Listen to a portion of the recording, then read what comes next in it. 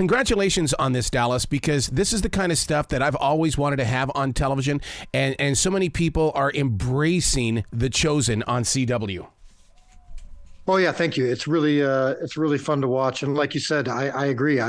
This is the kind of thing I've wanted to and looked forward to as well, to see The Chosen not relegated into one niche, but to just be out there among every other show and be getting taken seriously like that. It's been really cool to see. You're showcasing so many different levels of the big story, and that's what I love about it, is that you humanize it. It's not just words in a book and our interpretation of what we're receiving, but rather you've got moving pictures here in front of us.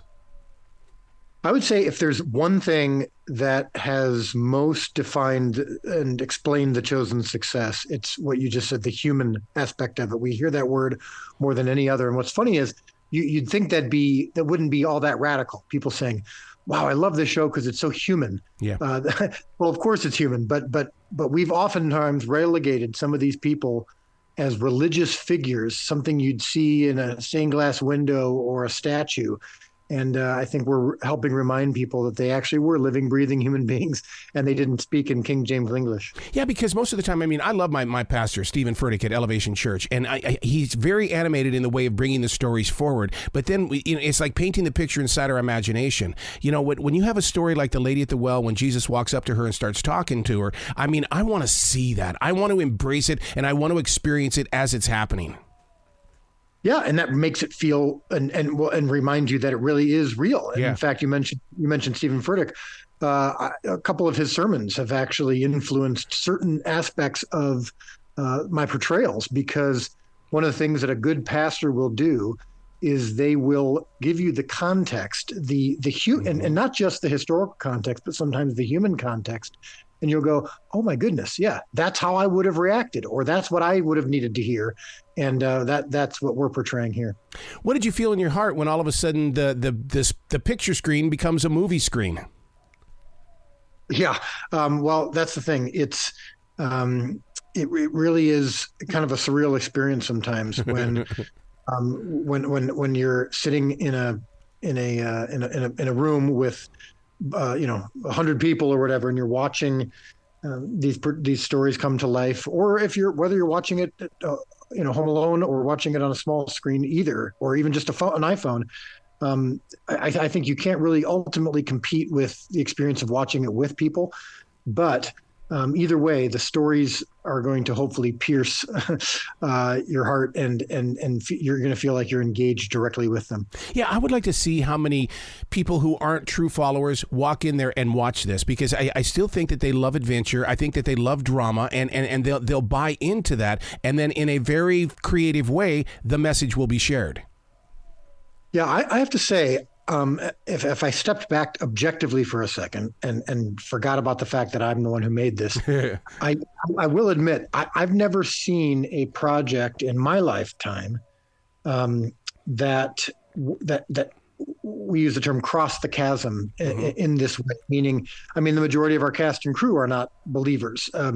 A good chunk of our audience that's starting to discover the show, particularly on the CW. Particularly the fact that it's been in theaters, season 4 will be coming in theaters as well, is people are coming and saying, okay, I didn't grow up in church, or maybe I grew up in church, but left the church, or I'm not currently a believer, but man, this is a human story. Seeing the reaction that we've been seeing from Jewish people who are, yes. are whether it's Orthodox or mainstream Jewish people, just saying, wow, these are Jewish stories, and I didn't know that, or I didn't remember that, and this is extraordinary. That's been I think probably the most fun and impactful and gratifying thing to see, is that this is not just for traditional churchgoers. At the very least, even if you're not a believer for now, or even if you won't be, you can appreciate these stories. and be impacted by them significantly. And then the rest is up to God. I'll tell you, it reminds me so much of a book that I still cherish even today, and that is, it's the Reader's Digest. And what they did was they broke down all the different groups of people featured in the Bible, so that you understood who they were, where they came from, and their journeys of why they did what they did and how it all became. And it just opens up my heart to be able to really relate with that, because you do get to see that, that life isn't 2023. Life was way back then too. That is a great point. And that's another thing that I think we're really trying to do, is say 2,000 years ago, their questions are the same as yours. Their experiences are the same as yours. Their doubts, their struggles are the same as yours. It actually feels very modern in that sense, even though we do capture the first century authentically. But it's because of that human connection.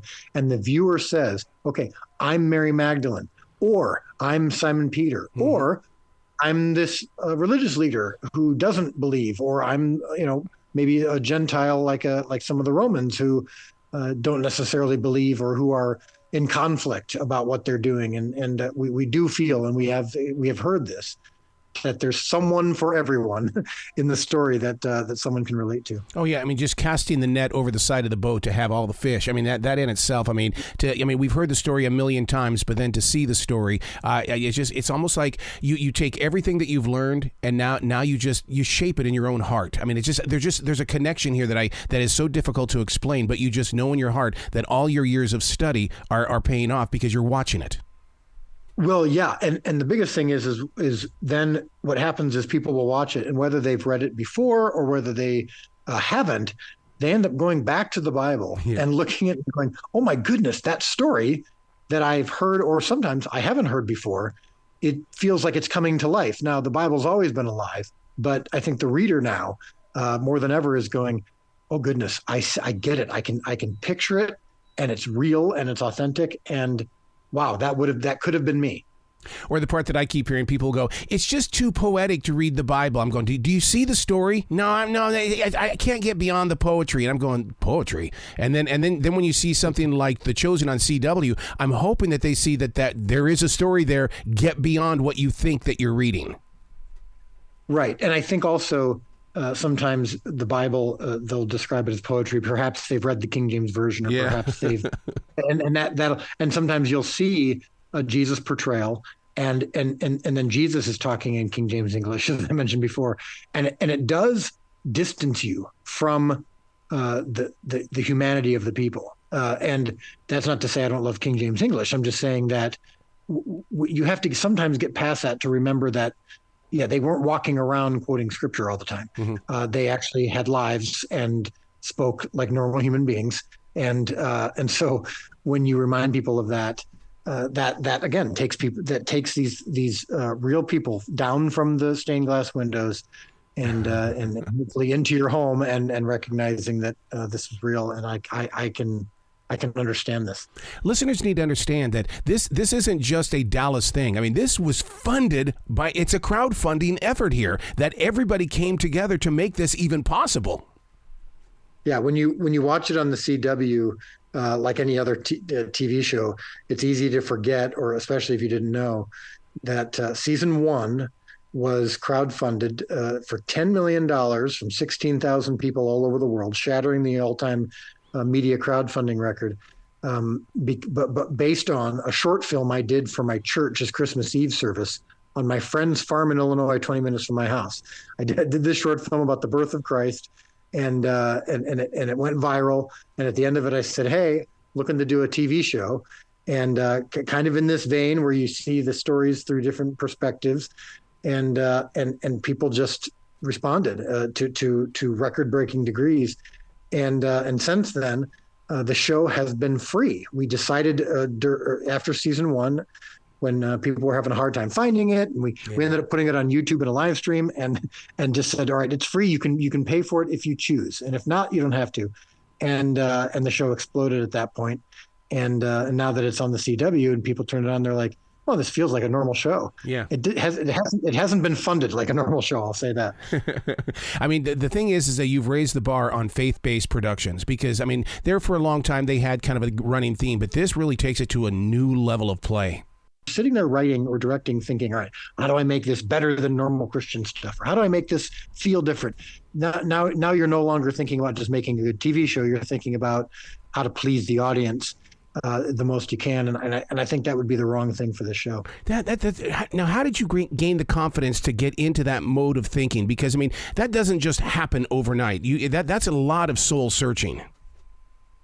Yes, soul searching, that's the result of failure. We say often that this show was birthed from failure. Back in 2017, I had my biggest career failure and one of the worst moments of my life when the movie that I had been so passionate about got released nationally. I was working with big Hollywood production companies, big Hollywood producers, and it totally bombed. And I thought I would never make another movie or TV show again. And what happened was God met me there. Yeah. And I truly, for the first time in my life, was willing to never make another project if that's what God wanted. I was willing to do that. And what happens is when you truly surrender and when you truly say, okay, as long as I am doing what you want me to do, and as long as I'm just focused on, we talk about this a lot, my loaves and 2 fish, from the story from the Bible, I'm responsible for 5 loaves and 2 fish. The multiplication isn't up to me. When you truly believe that, it becomes a superpower. Oh my God, I love that story. I genuinely don't care about the criticism, and I genuinely don't believe the highest amount of praise. And so when you're writing and directing and thinking, I'm not going to try to avoid criticism and I'm not going to try to gain praise. I'm simply going to try to make the best show that I can that honors the character and intentions of Jesus in the Gospels. Then that my job is done when that takes place. It really you talk about the confidence. That's where the confidence comes from. Have you had that conversation with God yet in the way that it's like, okay, put it in a language that all people will listen to. They'll feel my energy when it moves through you to them. Sure, and absolutely. Although I do confess it wasn't that explicit, but yes, my confidence comes from the fact that when I was in Israel, I was actually in Magdala, Mary Magdalene's birthplace, and it's one of the few times in my life where I felt like I was hearing from God explicitly, not just in God's word, and so I was at a synagogue that they'd uncovered that was 2,000 years old. And I just felt like God putting it on my heart so powerfully and clearly. This is the story of my people. This is the story of my followers, and I'm not going to let you screw it up. Yeah. And that's where, again, some of that confidence comes from. It's overwhelming at times when you think, boy, I feel like God's handed me the keys to this story to share through audio and visual means to the world. Obviously, it's not a replacement for the Bible, never will be. Right. But my goodness, that's a huge weight to carry. But then every time, so often, I can't tell you, Errol, how many times I have just seen it over and over that sometimes my own instincts might get in the way, or my own ego, or my own decision making that might have been wrong, and God does something to take that away from me or to overrule me, mm-hmm. and something else comes along in the storytelling or in a casting decision or in a production decision or whatever, and it's so much better than I would have done. And I'm like, yeah, I do believe that's what he told me 5 years ago, is that he wasn't going to let me screw this up. And I'm sure you've had the same moments that I have where it feels like that nothing is going right in the production. I mean, even pre-production, post-production, during the writing, and all of a sudden you just go, okay, God, I don't know what you want me to do here today, but I'm trying, but maybe I'm trying too hard. You show me the way, and I'll be the student. That's beautifully said. My wife refers to these as Red Sea moments. This has happened no fewer than 50 times, which is you get to the edge of the Red Sea. And this is the story from the Bible where the Israelites were escaping Egypt. And they get to the edge of the Red Sea. There's nowhere to go, and the Egyptians are chasing them down. And there's literally no path forward until God says, all right, Moses, strike the rock, and the waves, the water will part, and you can walk through it. And that we call those Red Sea moments where you get comfortable in that spot, knowing, all right, there's literally nothing more I can do. There's only one way to go, and that way is currently a huge body of water that I can't get through. Okay, God, I believe you got me here. I'm trusting you got me here. and I'm gonna wait. And so when the waters part, I'll know it's you, not me.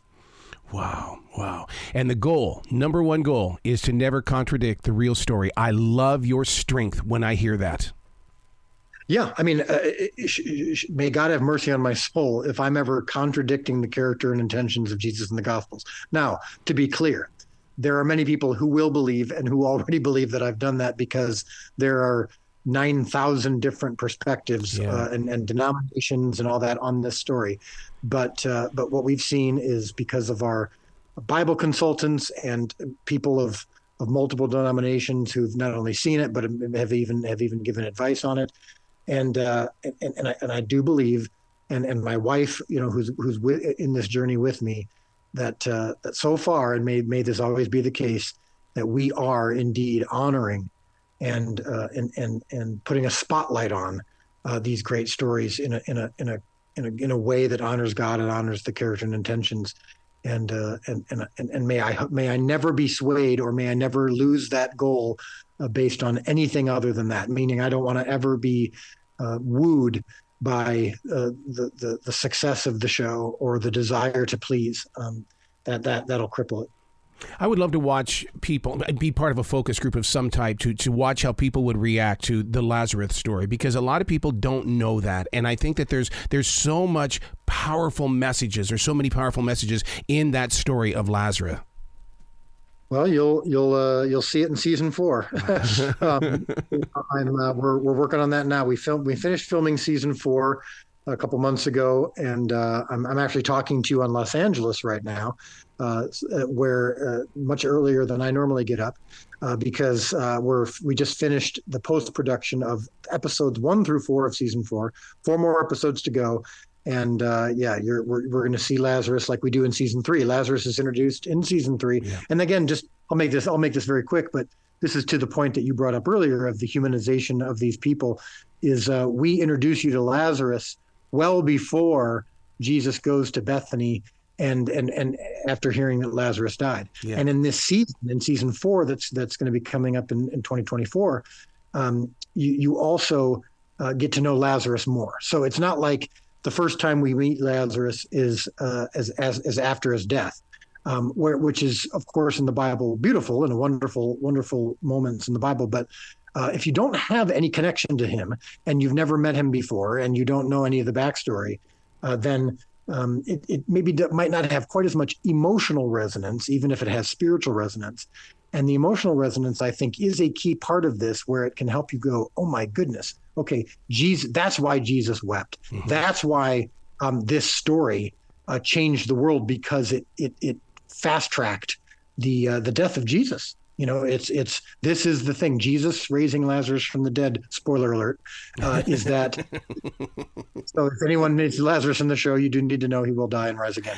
But leaving that aside, this is what set off the series of events that took place in about a week. Wow. That led to Jesus's crucifixion, because the religious leaders were like, okay, we're uncomfortable with this guy. We haven't liked it. Okay, now he just raised someone from the dead, or at least that's what people are claiming. And now he's got more followers than ever. We got to put a stop to this. See, my heart has always been on the compassion of Jesus in that moment, because he was being judged. Why did it take him 3 days to go to Lazarus? And because, everybody was against Jesus because they felt he was taking his time. And it's all based on, how much faith do you have?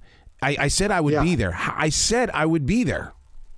Yeah, John, that's good. John 11:35, the shortest verse in the Bible. Jesus wept, and people have often thought, "Oh, okay, so why did Jesus weep?" And the traditional thought is, well, he wept because his friend was dead. Yeah. Well, that doesn't make any sense, because Jesus knew he was about to raise him. He wasn't weeping because his friend was dead. He was weeping partially because he soon would be. He was weeping also because the people around him weren't getting it, and that included his followers. They weren't getting his mission. He was telling them what was going to happen. They weren't quite understanding the fact that he had to do this, that he had to allow Lazarus to die, because as Lazarus' sisters were saying, if you would have been here, he wouldn't have died. Yep. And he says, I have to do this so that you can see God's glory, so that you can see what God is capable of, and you can see his hand in this, and you can see my hand in this. and that broke his heart that he had to do that. That he wished that humanity could just understand his salvation, understand who he was from the beginning. But not only did he have to allow Lazarus to die so that they could see a miracle, he had to die himself as well, and all of that was coming crashing down on him all at once. Oh, Dallas, I could talk to you all day. Oh, my God. Congratulations on The Chosen. I'll say that 10 million times over and over again, but thank you so much for taking the time to say yes to the calling that Christ has planted inside your heart. Oh, well, that means a lot. Thank you. And yeah, I do hope that even those to the listener who hasn't seen it yet, it's now very, very easy to find. It's on the CW every Sunday night, but it's also you can find it on multiple streaming platforms. And this is an opportunity to see a show that might change the way you see history. Absolutely. Well, you be brilliant today, okay, sir? Oh, well, that's a good. I'll do my best. That's a lot of pressure. Okay. Bye, guys. Thanks.